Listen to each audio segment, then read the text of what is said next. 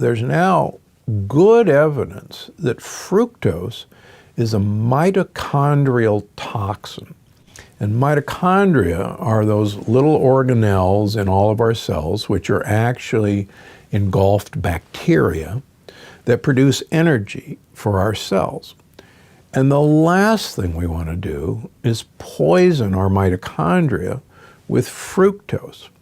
And one of the reasons we are getting sicker and sicker and sicker in this country and fatter is our year-round availability of fruit and our year-round availability of fructose in the form of high fructose corn syrup in almost all of our food products. So one of my favorite sayings is give fruit the boot. Remember, great apes only gain weight during fruit season, and you do too. And that's because winter was coming. And now we have 365 days of endless summer.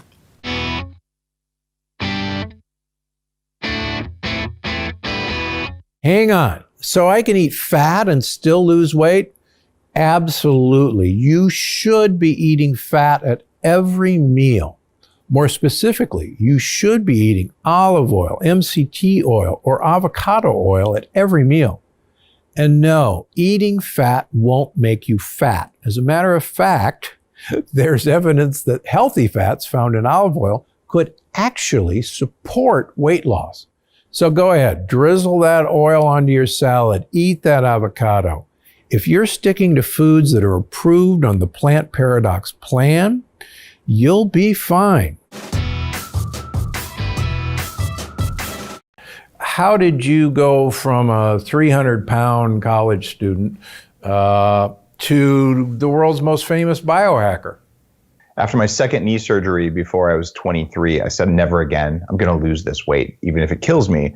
I worked out an hour and a half a day, 6 days a week, went on a low-fat, low-calorie diet. And at the end of that time, I could max out all the machines in the gym, and I still weighed 300 pounds. And I thought, it's because I'm eating too much lettuce. You know, it must be that. And I realized since then that 90% of how you look is what you put in your mouth and what you put in the world around you. Exercise is the other 10%. I think that's a really good point. And you and I obviously agree on a lot of things, and that's certainly one of them, that exercise absolutely has a place, but I think we put far too much emphasis on that part and not enough emphasis on what goes in our mouth, what goes on us, and what goes in the mouths of things we might be eating.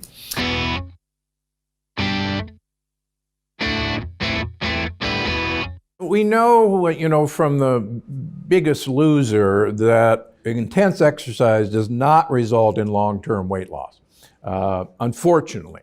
Unfortunately. Although, It's interesting, not to kind of veer off, but years ago I was involved in this tracking of people who had successful long-term weight loss. And one of the conclusions of that study was that you do not need to exercise to lose weight. Number one, and that's been proven by hibernating bears, as I like to remind my patients. If you don't eat, you will lose weight. But what was interesting is most people who were successful at long-term weight loss had an exercise program that they enjoyed. So kind of take it from there. Let's talk about, intense exercise to lose weight versus an exercise program that you like. What's your thought on all this? Well, I think you said it right there. The key word in all of it is enjoyment. And the enjoyment piece of it is not, in my opinion, just for sustainability, but anytime, in my opinion, that you are fighting yourself and that you are forcing yourself to do something that you really don't enjoy, something happens psychologically, emotionally, and I believe physically that impacts your progress. There's a whole array of other types of physical activity that if you can find joy in it, if you find it fulfilling, if it releases endorphins and positive stress hormones, And then now we're on a different path, and it's not only sustainable, but it brings you joy in your life. It reduces your cortisol levels. The impact of it is less this calorie in, calorie out equation, and more from a holistic, broader sense of what it brings to your life. So you and I have been, down these roads of weight loss. What do you tell people who think this is just too hard to do? Be patient. It feels really hard if you think of it as this one big thing you have to do all at once. If you think, I have these little tiny micro goals, it's not so bad. Because then a setback is just a tiny setback, not the end of the world. And you get to check a lot of things off your to-do list rather than one big thing that you feel like is never going to happen. The other thing that was interesting to me, and I've taught all my patients through the years, many times there are these almost psychological stop points. For me, 200 pounds was this amazing barrier. And I see it with a lot of my patients. They get to 200 pounds, they get down to 198, and then all of a sudden they're up at 204. And they go, what the heck? And they'll go again. It took me probably, a couple of months to get off 200. My next barrier was 180. And the same thing, it's like, what do I have to do? And looking back, these are actually places to take a pause and say, okay, let's not sweat it. I'm going to tread water. Turns out we have set points in our body that says, oh, you're starving to death, and I'm going to do everything I can do to stop you from starving.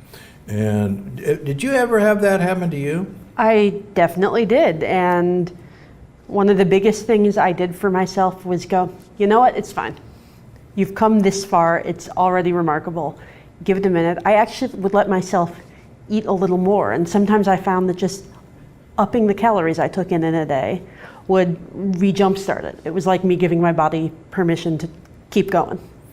I met years ago, I was lecturing in Phoenix, and there's a blogger by the name of Kiefer. And Kiefer was really one of the original ketogenic dieters. And I've told this story before. He introduced himself to me and told me his story. He was almost constantly in ketosis and a big exercise fanatic. And one night, apparently, as he tells it, he just couldn't take it any longer. And he ate a dozen donuts and several pieces of cake. And he went to bed. He says, oh my gosh, am I going to pay for this? Well, the next morning he woke up and he was actually 3 pounds lighter. And he said, what the heck? And what had happened was that he was actually insulin resistant, being in ketosis for so long. And this blast of carbs actually got fat to burn better than he did. So he actually cycles. So yeah, I think a lot of times just changing it up for a few days will make a big difference. But the important thing that you and I both know is don't sweat it. Don't sweat it, be patient. Yeah. And celebrate little victories, because it's hard. Yeah, and it's like, I said in my first book, weight off fast will never last. Weight off slow, you're good to go.